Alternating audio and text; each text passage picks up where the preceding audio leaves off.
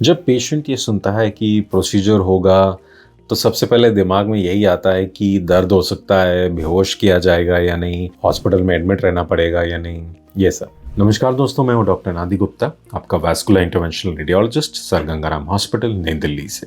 आज की वीडियो में मैं आपको बिल्कुल स्टेप बाय स्टेप समझाऊंगा कि प्रोसीजर के दिन क्या एक्सपीरियंस करते हैं, पेन होता है या नहीं, एनेस्थीसिया के बारे में, रिकवरी का प्रोसेस और सेफ्टी से जुड़ी इंपॉर्टेंट बातें।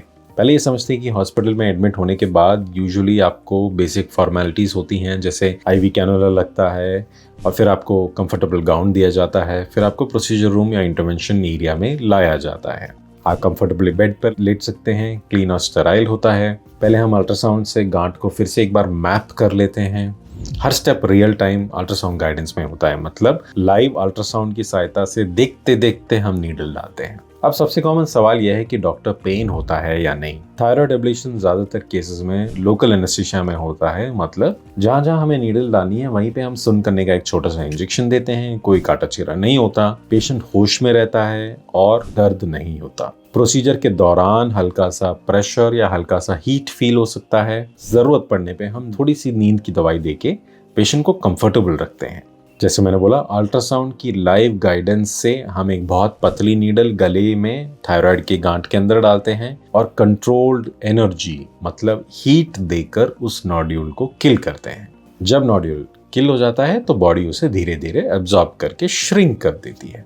पेशेंट प्रोसीजर के दौरान बात कर सकता है, आवाज निकाल सकते हैं और ये भी एक डॉक्टर्स के लिए एक सेफ्टी चेक होता है कि सब ठीक हो रहा है कि नहीं। प्रोसीजर लगभग आधा पौना घंटा हो लग सकता है या 1 घंटा मैक्सिमम लग सकता है। ये नोड्यूल के साइज, लोकेशन और काफ़ी सारी चीज़ों पर डिपेंड करता है। प्रोसीजर के बाद आपको थोड़ी देर ऑब्जर्वेशन रूम में रखा जाता है। सारे आपके बीपी, पल्स सब चेक किया जाता है, नेक एरिया को एग्जामिन किया जाता है और अगर सब स्टेबल हो तो सेम डे या अगले दिन डिस्चार्ज किया जाता है। चलने फिरने में कोई परहेज नहीं, कोई और रिस्ट्रिक्शन नहीं होता है और आप अगले दिन से ही ऑफिस में भी काम करने जा सकते हैं। रिकवरी स्मूथ होती है। हल्के सिम्टम्स जैसे कि भारीपन या छूने में दर्द, हल्का सा फीवर, ये जरूर हो सकता है। ये टेम्पररी होता है और 1 या 2 दिन में सेटल हो जाता है दवाइयों से।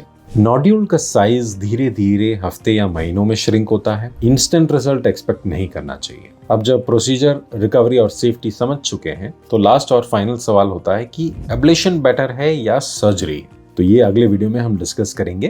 तब तक के लिए वीडियो को लाइक करें, चैनल को सब्सक्राइब करें और अगर आपके कोई सवाल हैं तो नीचे कमेंट सेक्शन में जरूर डालें। Thank you.